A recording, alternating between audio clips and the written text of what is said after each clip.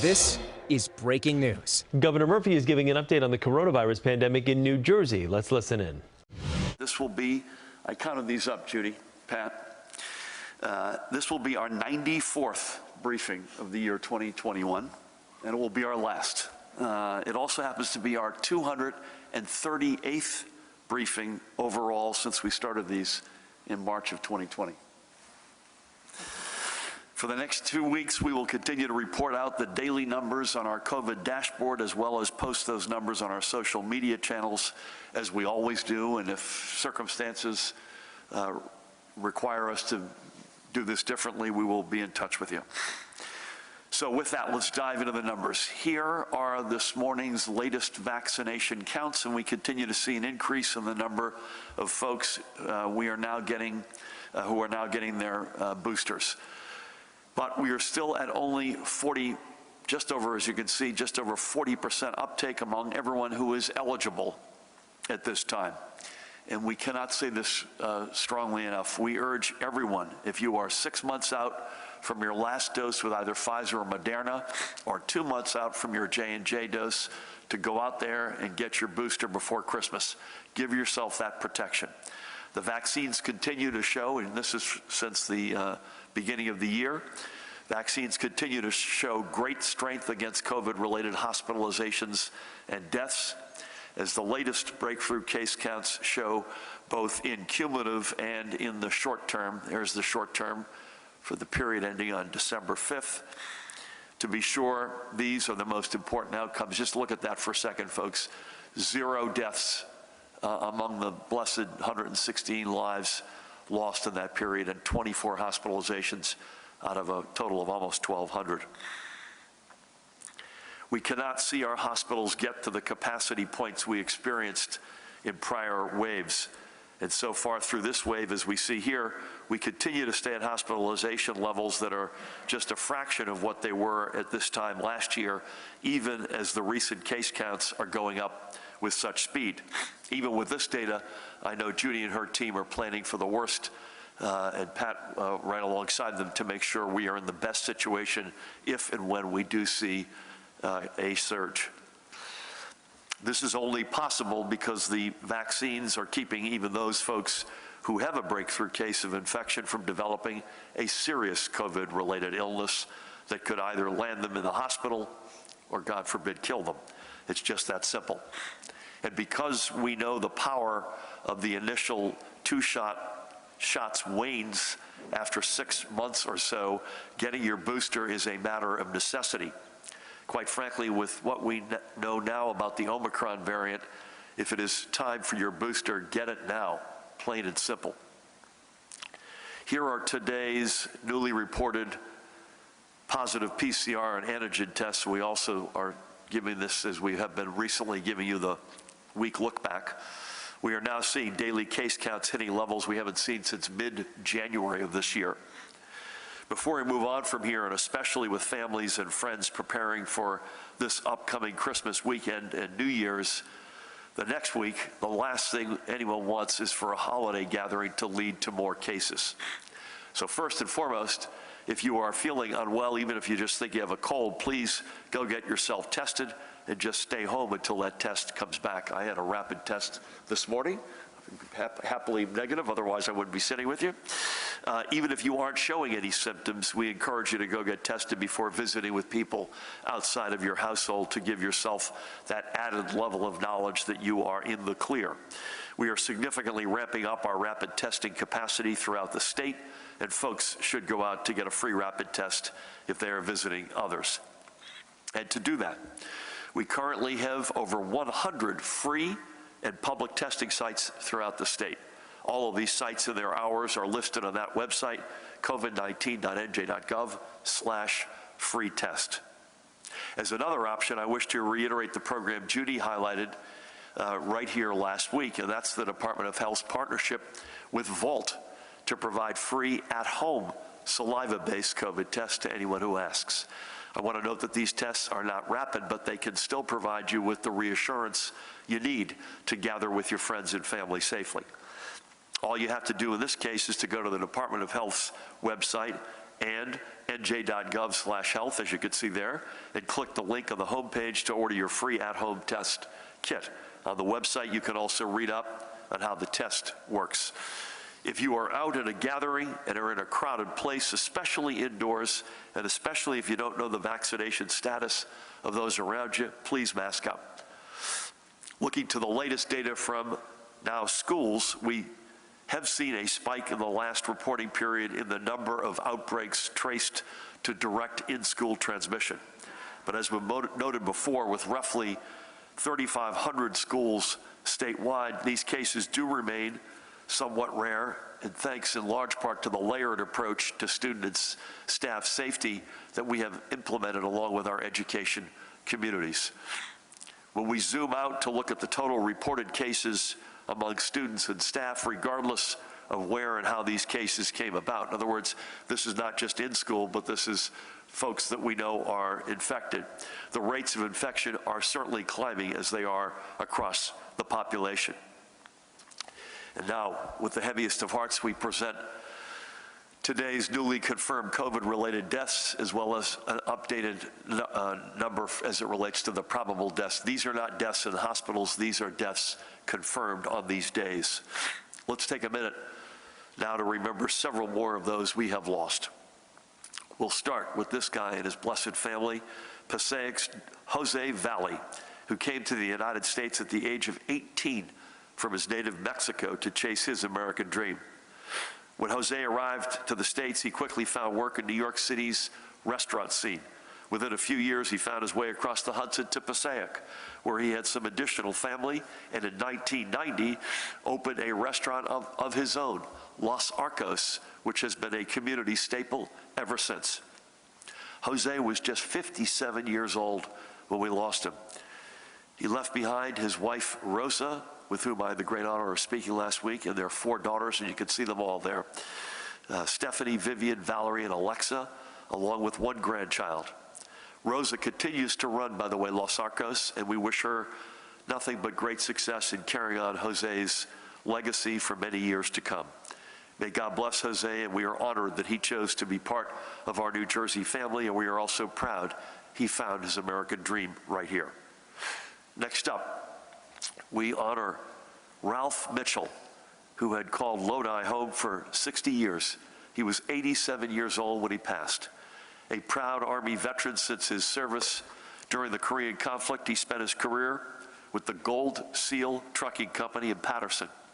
But he loved his community and gave back as a crossing guard for the borough of Lodi, a coach in the Lodi Little League team, and as an usher at St. Joseph Roman Catholic Church. Quite clearly, Pat, a New York Yankees fan. Ralph was predeceased by his grandson, Richard. He is survived by his wife, Fanny, who you see with him, and their 2 daughters, Denise and Jolene, and their respective spouses, and grandchildren, Mallory and Brianna. He also left behind 8 surviving brothers and sisters. I had the honor of speaking with his daughter, Denise, last week. Ralph passed Judy on April 6th of 2020, which by my math I think was Easter Monday, probably in the 1 or 2 week lowest point that we had as a state, and she described his end, which was awful. It was all of the unknowns, not being able to be with him, not being able to give the proper send-off, some real frustration, and folks we lost in that March, April, May period, their stories are sadly all, I've called it in some cases the triple whammy of losing a loved one, not being able to be with them at the end, and then not being able to give them a proper send-off. So we thank Ralph for his service to our nation and his community and to a life of community service. May God bless and watch over his memory and his families. And finally today, we also honor Maximo Bustamante, another member of our proud immigrant family. He was born in Peru, where he learned to cook in the restaurant his parents ran, a skill that took him to a French restaurant in Caracas, Venezuela, and in 1994 would bring him to the United States as he followed his parents and settled in Englewood. Unfortunately, language barrier really short-circuited his dreams of being a chef in America, and he instead became a carrier for the Bergen Record alongside of his brother. Rather than cooking for others as a career, he cooked for his family and friends as a sign of love. Those meals, by the way, educated by his Peruvian upbringing and influenced by French training, will stand as a legacy. Magna was 72 years old, and he left behind his daughter Roxana and countless friends, and I had the great honor of speaking with Roxana last week. We are honored that Magna, too, chose to make New Jersey his home. May his memory live on for those he touched, and may God bless his memory and Roxana and his friends he's left behind. Finally, for today, let's take a moment to acknowledge another of the New Jersey businesses playing a significant role in our economic comeback by hiring workers they need through their participation in the Department of Labor's Return and Earn program.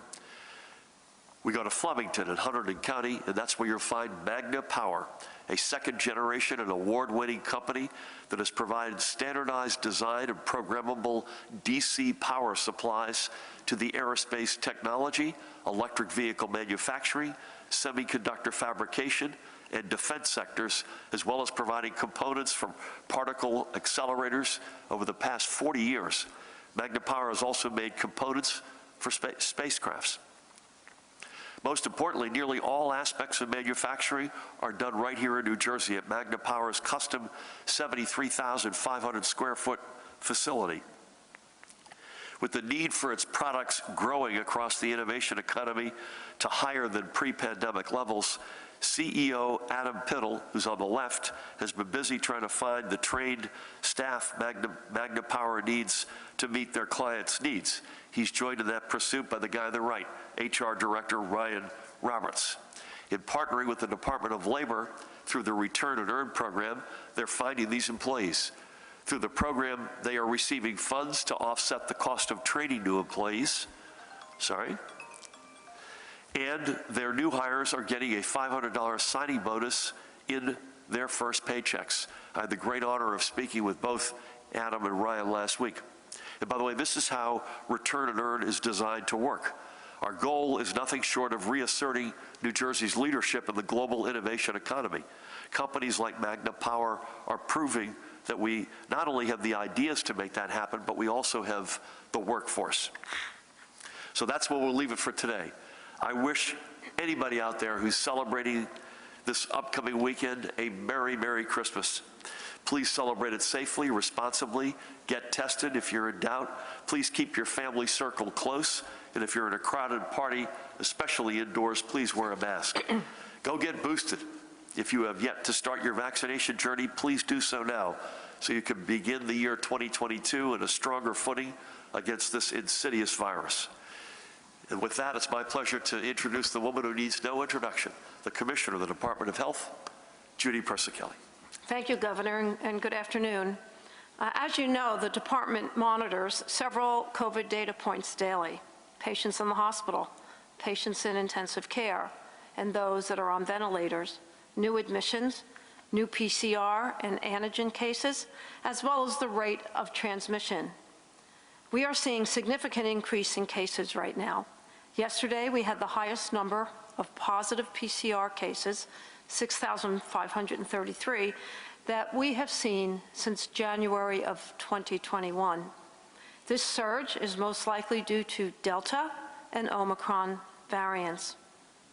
With cases rising and holiday gatherings and travel, we want everyone to protect themselves. Please, this week before the holiday, stay home if you are sick and get tested before any holiday gatherings, especially if you've had any potential exposure. If you test positive, please stay home and isolate. Testing is currently available at more than 100 sites statewide, and we will be adding more by county this week. In addition, we have partnered with Vault on free at-home COVID saliva testing. Some 6,286 at-home tests have already been ordered. You can request a free test kit by visiting learn.vaulthealth.com/nj/dot. According to Vault, results are available within 24 to 48 hours after the sample arrives at the lab. To find a testing location near you, please visit covid19.nj.gov/testing. Cases are also increasing in school settings. Last week, the department updated the quarantine recommendations for school settings and for the general public. The revised recommendations align with guidance from the CDC. They do not apply to healthcare settings.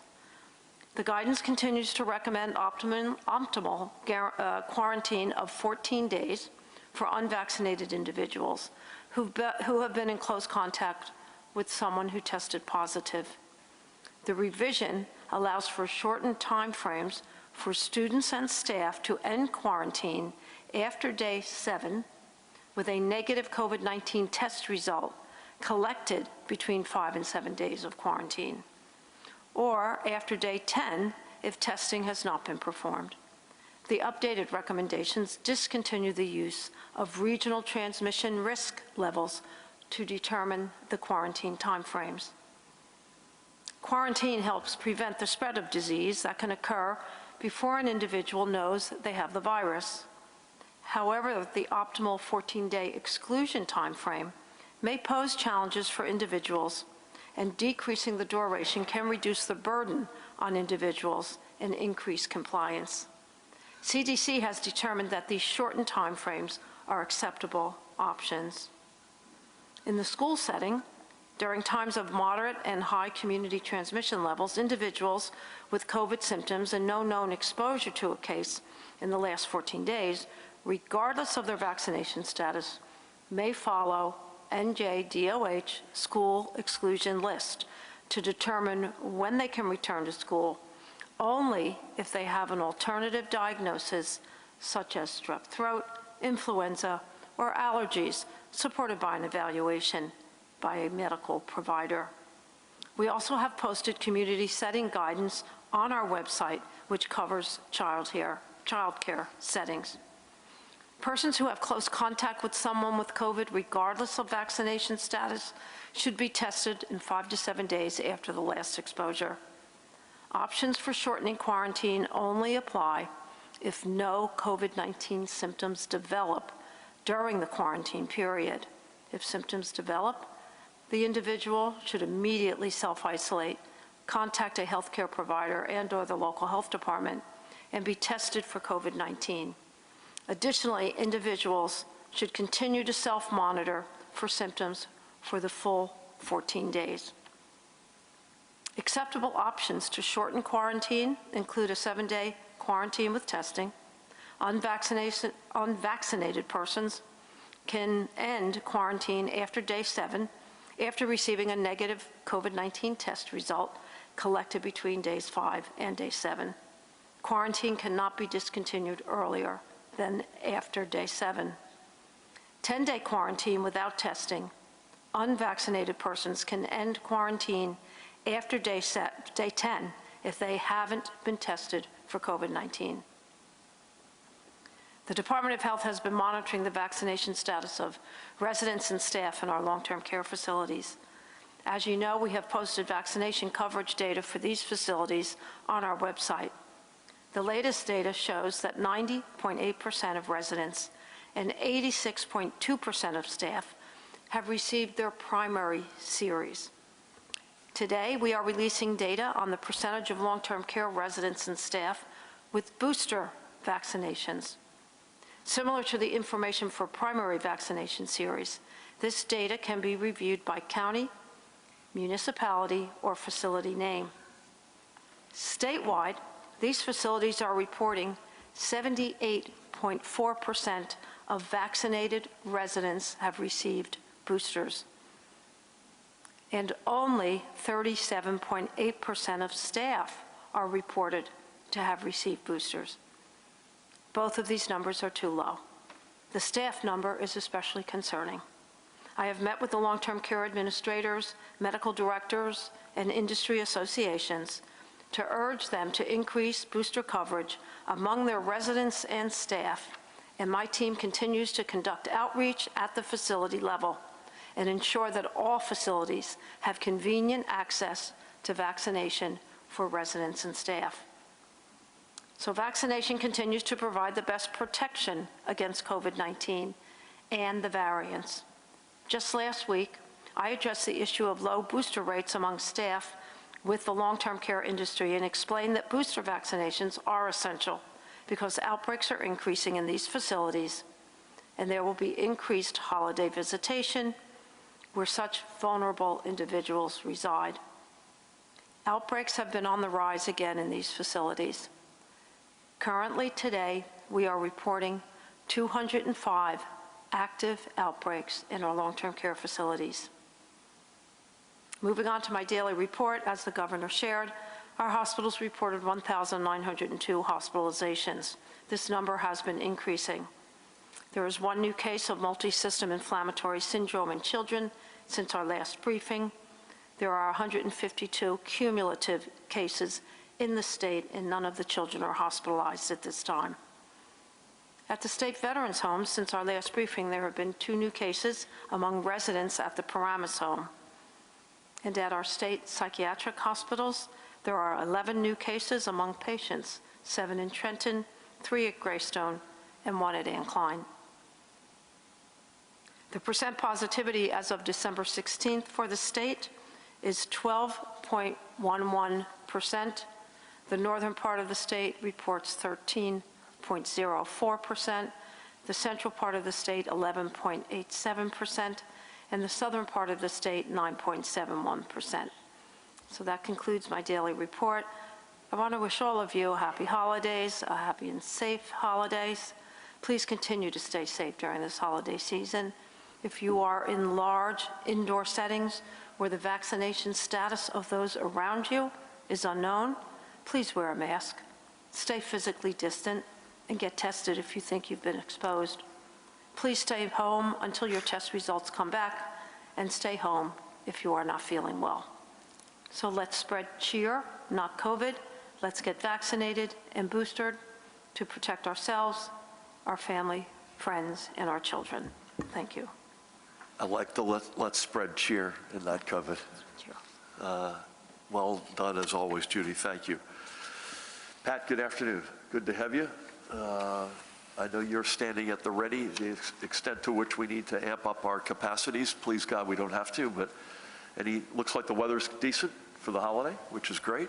Anything you got, great to have you as always. Thanks, Governor. Good afternoon. Yes, a great week of weather ahead from the report I got this morning. And as far to your point, is from a preparedness standpoint, we know that preparedness is one of the pillars of emergency management. And in the event of a potential surge, we have our plans are being dusted off with all of our partners through the All Hazards Incident Management Team, Health, the National Guard, Corrections, in the event that we need to stand up those field medical stations and all of that equipment that comes along with it. I've been on the phone several times today with regards to just that, just again from a preparedness standpoint in the event that we need to support our healthcare systems. That's all I have, Gov. Great to have you, Pat. Thank you for that, and thanks for everything you're doing. Again, we will be together, again, unless you hear otherwise, on Monday, January 3rd at 1 o'clock in this very room. And so mark that down, and again, if we need to come back to you between now and then, we will.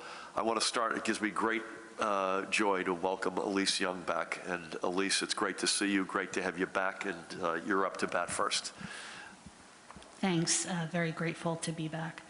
Is there a number that the state has in mind where it would cut off elective surgeries? Thank you. I can't say, Judy, unless you please weigh in here. I don't think there's a number. Our peak, so today, again, to reiterate, hospitalizations at 1,902.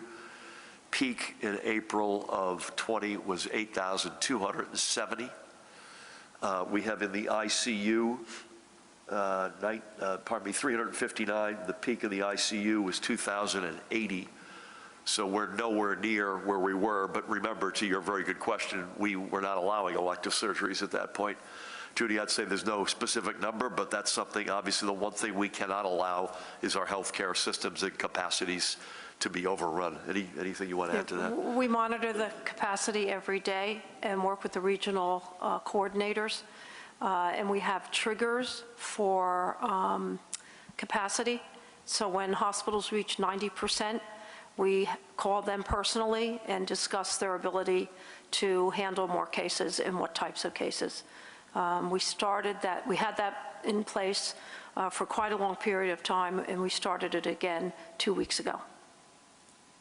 Also want to remind everybody, personal experience, when people hear elective surgeries, they think I'm getting my nose rebroken or something. I had a malignant tumor on my kidney, and I was told that if I had missed the window in early March of 2020, that would have been deemed elective surgery.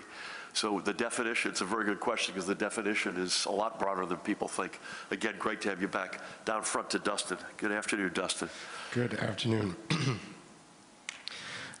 What's the trend in demand for testing statewide, and does the state have plans for increasing capacity for testing? Home test kits seem to be in short supply. What's your best advice for people who want to test before a gathering or traveling? And how helpful is the saliva test, given how long it takes just to get it and the turnaround for results? Are you considering requiring booster shots for all long-term care residents? And then off topic, I'm wondering, Governor, if you support the concept of revising tax payments for casinos, particularly exempting online gambling and sports betting revenue from the calculations of what they pay in lieu of taxes. Thank you. This is the pilot bill, right? Trend in testing is up. That's the first part of your question. No question about that. And we are getting more capacity to meet that demand as we speak. I mentioned earlier that we've got over 100 free testing sites in the state. Aliana, would you mind putting up the slide with the website? I think it's /freetest. There we go. Oh, that was it. So that's covid19.nj.gov/free test.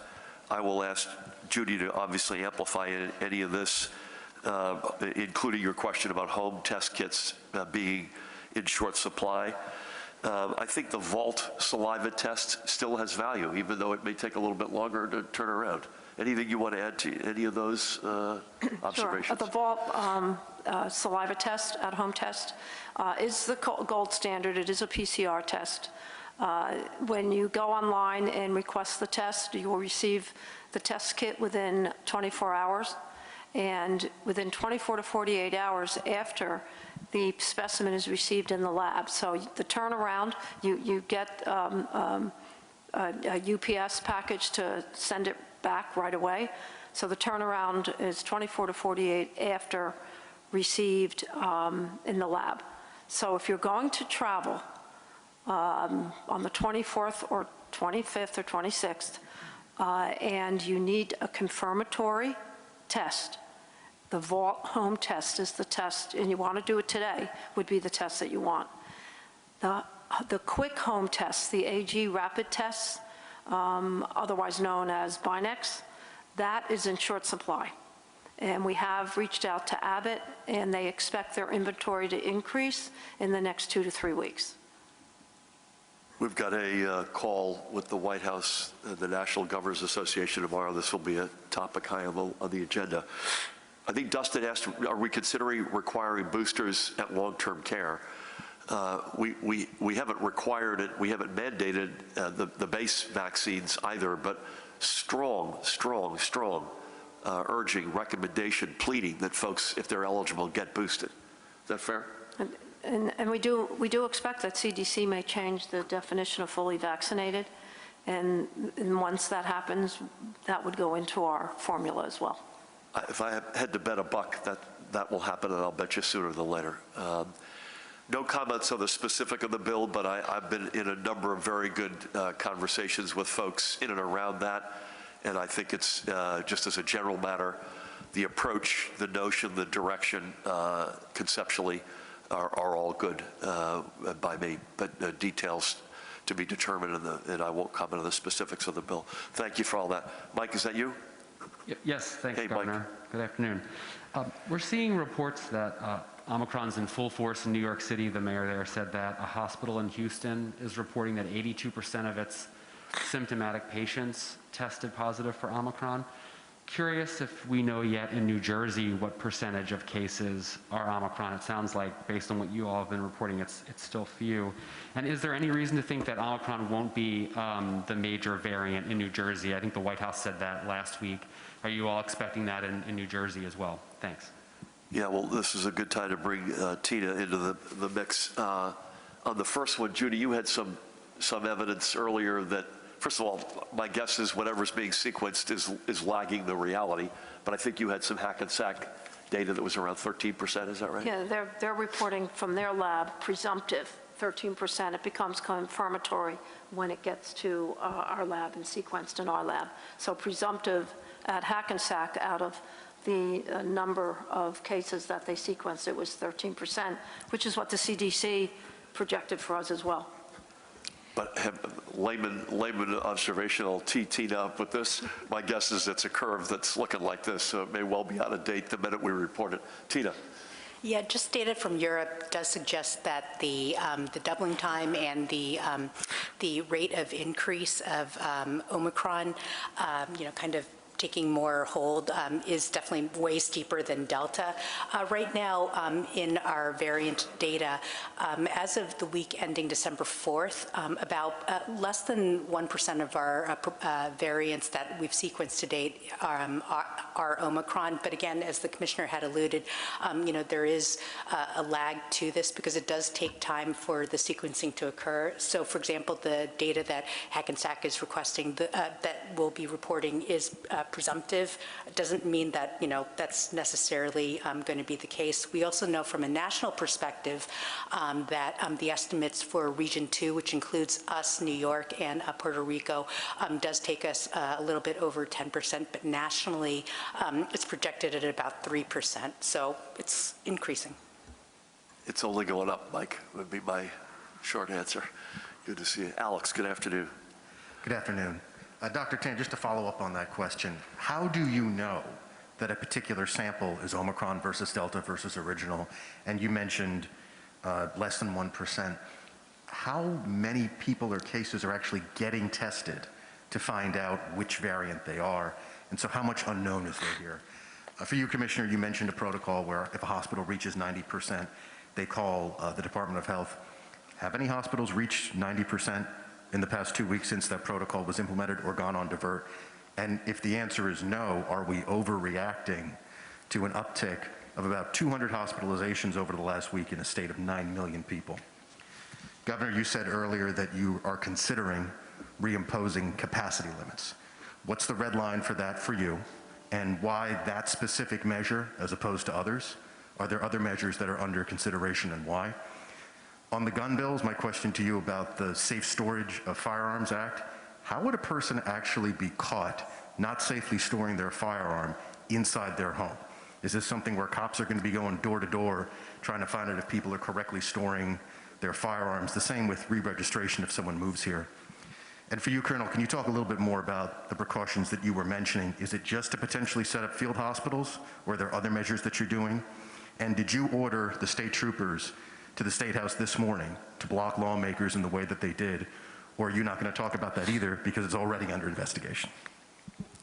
I think you got that last one about right, but the precautions I do want to come back to in a second.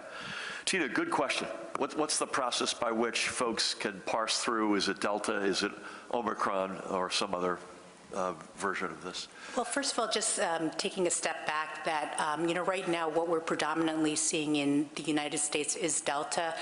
We anticipate that we're going to start seeing kind of that mix of Delta and Omicron kind of creeping up proportionally in the next few weeks.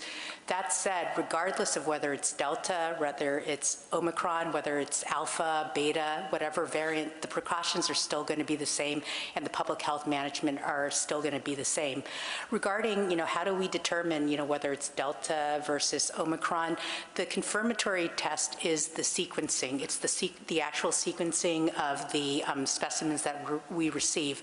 Currently, just generally and broadly speaking, not only here in New Jersey, but in the U.S., about 5 to 10% of cases are sequenced, and so that's that level of sequencing is estimated to detect variants down to 1/100% of the total cases of Omicron. So the sampling mechanism that's set up nationally as well as here in the states, in New Jersey, is really good at that. But again, Omicron, Delta, public health management is still going to be the same. Get vaccinated, get the booster, layers of protection with the masking, stay home when you're sick, get tested. Yep, that's a good note to end on.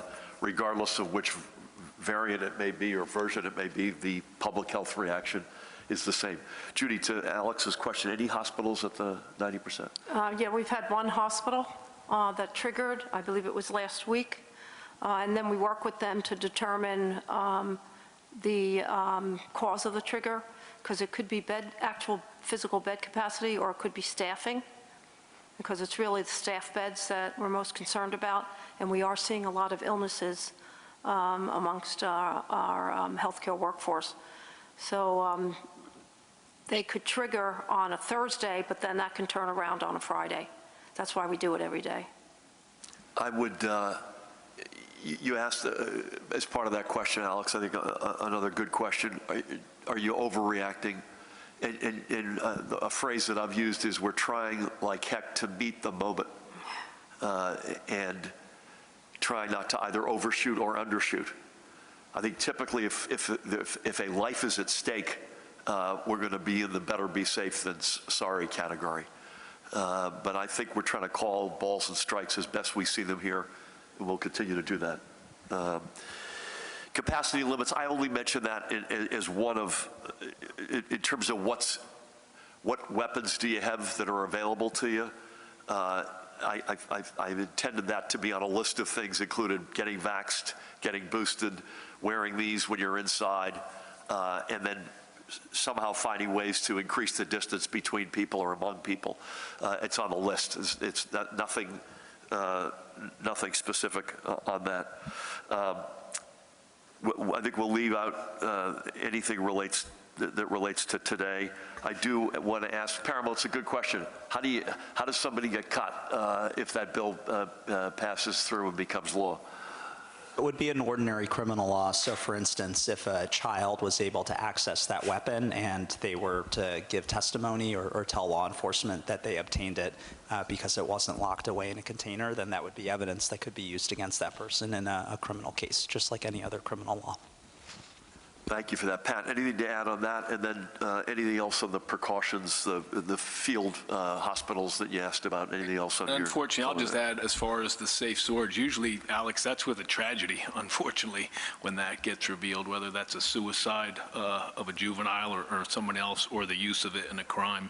And with regard to your question, which is a good one, we are in the preparedness business in emergency management, and we just want to have an estimated timeline. There's a lot that's in those field medical station storage, beds, tables, chairs, the curtains. How are we delivering it? Is it urban search and rescue? Is it the National Guard? Is it private trucking? Who has the tents? Is it the FEMA tents? Do the hospital have their own tents? Are the National Guard tents? So if we're going to ramp up 750 to 1,000 beds, we want to have all those questions ready. So when a healthcare system says to Judy or myself or any of us, can you have X amount in X amount of days, we want to be able to make sure that that's in the quickest window possible. Thank you. There's no silver lining to this thing, but I guess on the list of things that would otherwise qualify for that consideration, the good news is we've done this before, right? And so you've got, all of you have a playbook that we did not have 22 months ago. Thank you for those. Daniel, good afternoon. Good afternoon, Governor. You said last week you spoke with legislative leadership on potentially extending public health executive orders or powers that expire in January. Any update on that? Anti-smoking advocates are demanding that the casino pilot legislation be tethered to the passage of a bill eliminating indoor smoking at casinos. What do you think about pairing those two bills together? Senator Sarlo said he's leaning towards not posting a needle exchange bill in his committee that you support during the lame duck session or perhaps beyond. Have you spoken with him or legislative leadership about the bill? What do you say to those who are worried about eliminating municipal power in authorizing or terminating these facilities? In the Senate, only one bill from your gun package has cleared committee.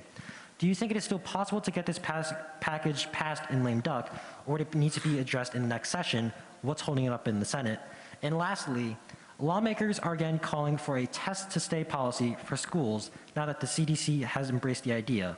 Does your administration plan to adopt a test-to-stay policy? Thank you for those. Nothing new on January 11. No update there. I have said I won't get into the specifics of how it comes, and so this is not going to address the specific question you're asking of linking ban on smoking with the pilot bill. But I have said as a standalone matter, if a bill came to my desk that did ban it, I would sign it, subject to obviously the usual details. I've not spoken to Senator Sarlo about it, but our teams have spoken. And I continue to be a big believer in these harm reduction centers. They make a huge difference, and we need to have something in place here. I continue to be optimistic on the gun package. We've gotten a lot of gun bills passed in our almost 4 years, and I'm optimistic on 3.0. Exactly when, I won't hang my hat on, but sooner than later. And we need it. It's the right, smart thing to do. And by the way, it was a good question Alex had asked about. That's a very good example where a requirement to separate storage of the weapon versus ammunition, that saves lives. To Pat's point, sadly, you only find out about that in the overwhelming amount of cases after the fact, and the fact is usually a tragedy. I would be open to piloting, and Judy, you and I haven't talked about this since the weekend. I'd be open to piloting something on the test to stay, but how do you, anything you want to add to that? Yeah, we're working with the school nurses. We have developed a proposal for a pilot. We're looking at that for the restart after the holiday break. We were, I think, largely inching toward that pilot before the CDC's guidance, and I think that only bolsters our direction. Thank you for those. Brent, good afternoon. Good afternoon. Will you mandate booster shots for state workers or others that you've already mandated vaccines for? Are you considering using some federal aid to help the state's business through this latest COVID surge and other problems such as the supply chain issues? Will you sign the casino pilot bill and the bill to enshrine gay marriage into law? And from John Mooney, it's similar to what was asked before, but I'll ask again. What is the threshold or trend line you're looking for before imposing additional mandates or restrictions? Bear with me. I think on the, for state workers, my gut tells me, Judy, unless you see this otherwise, we would follow the CDC guidance as to what is a fully vaccinated person. So if they change the definition to include boosters, I would assume we would immediately go along and do the same. And remember, and unfortunately at great expense, we continue to have, you have the option to, if you're not vaccinated, to get tested up to multiple times a week. And I wish we didn't have to have that, but we continue to have that in place. Would we consider using federal money to help out our small business community and put more on the street? Absolutely. I would have said the same thing even before we even knew about Omicron. The pilot bill, are you asking will I sign it? Yeah, I won't comment on the specifics of either, but I think you could assume conceptually, I haven't been asked about the pilot bill in a long time. Conceptually, that's, to me, is headed in the right direction, and it's pretty clear where we are in gay marriage, so I won't cross the line and talk about the specific bills, but and I don't think, to John's question, again, it isn't one number or one specific trend that we hang our hat on. But, you know, Judy, for instance, reminded us the 90% capacity threshold. The one thing we cannot allow to happen is our healthcare system's capacities to be overrun.